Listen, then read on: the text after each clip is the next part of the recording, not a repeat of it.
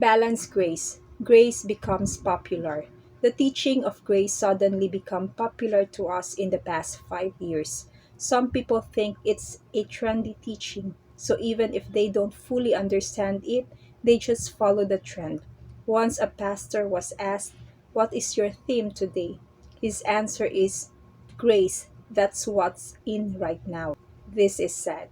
Although it may be true that the teaching of grace is rising among us today, this does not mean it is a new or trendy teaching. In fact, it may be new to us but not to the whole world.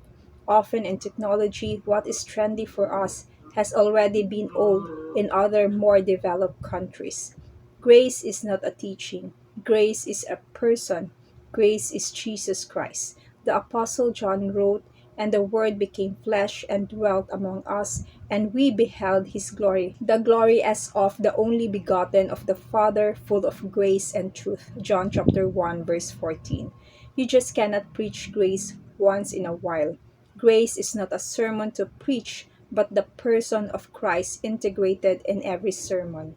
You can easily spot the grace pastors who are pretending among the genuine, full grace pastors. If the preaching of grace is occasional and more frequently the preaching is law, they're just pretending.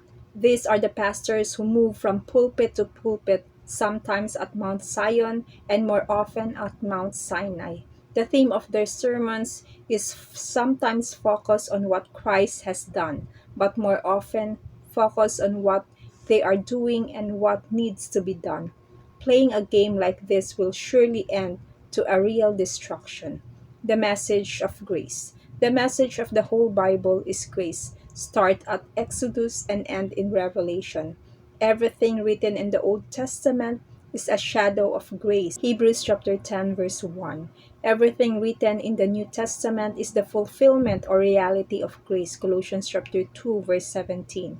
The message of the gospel is grace. The apostle Paul called it the gospel of the grace of God. Acts chapter 20 verse 24. The truth is there is only one gospel, and that gospel is the gospel of grace. Three major categories.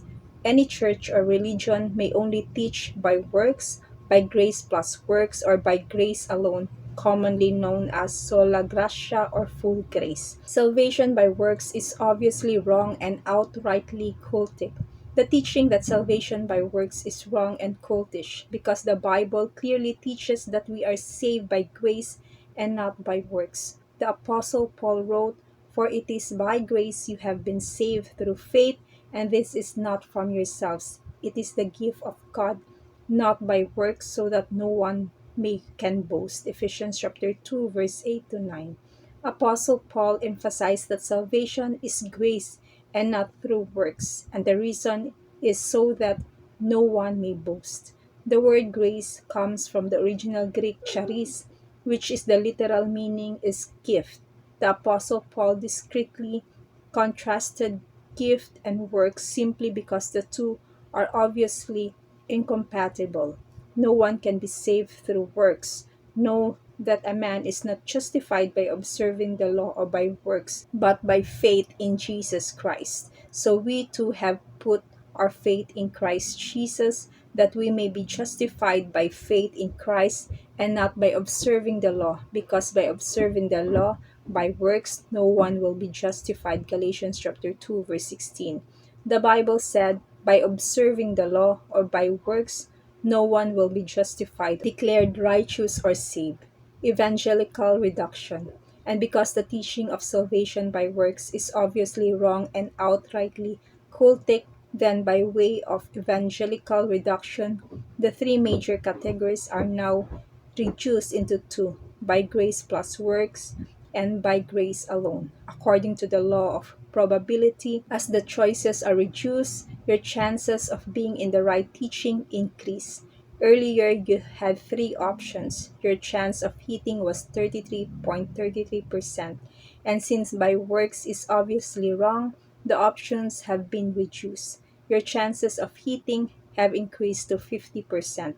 And the choices are by grace plus works or grace alone. Which of which is the right teaching? To God be the glory. God bless you.